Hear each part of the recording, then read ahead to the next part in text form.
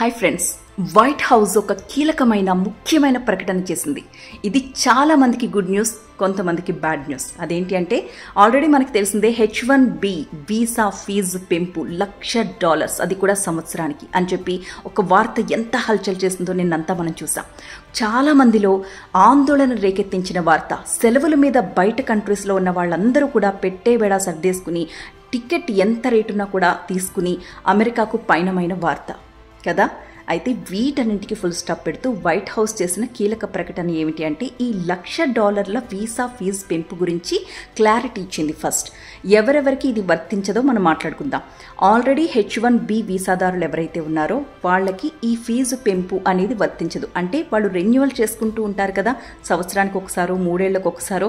అప్పుడు ఆ renewal fee కూడా $1,00,000 కాదు. ముందు ఇప్పుడు ఏదైతే ఫీజుతో వాళ్ళు H1B వీసా పొందారో అదే ఫీజుతో మళ్ళీ రెన్యువల్ చేసుకోవచ్చు.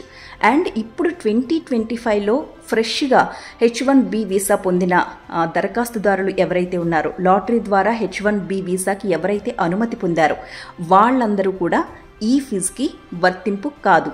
వాళ్ళు ఆల్రెడీ ఇంతకుముందు ఏదైతే $2,000 నుంచి $5,000 వీసా ఫీజు ఉందో అది మాత్రం కడితే సరిపోతుంది.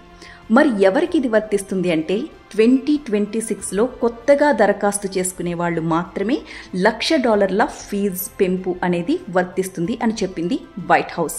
ఇది కూడా ప్రతి సంవత్సరానికి ఒక్కసారి రెన్యువల్ చేసుకున్న ప్రతిసారి కాదు, లైఫ్ టైంకి ఒక్కసారి మాత్రమే $1,00,000 కట్టాల్సి ఉంటుందని చెప్పి వైట్ హౌస్ కీలక ప్రకటన చేసింది. దీంతో చాలా మందికి అసలు ఎంత పెద్ద ఊరట కలిగించింది అంటే సెప్టెంబర్ 21 మిడ్నైట్ లోపు యుఎస్లో అడుగు పెట్టకపోతే H1B వీసాదారులు కూడా మళ్ళీ $1,00,000 పే చేసి వాళ్ళ వీసాని రెన్యువల్ చేసుకోవాల్సి ఉంటుంది అన్న వార్త వాళ్ళ గుండెల్లో రైళ్లు పరిగెట్టించింది.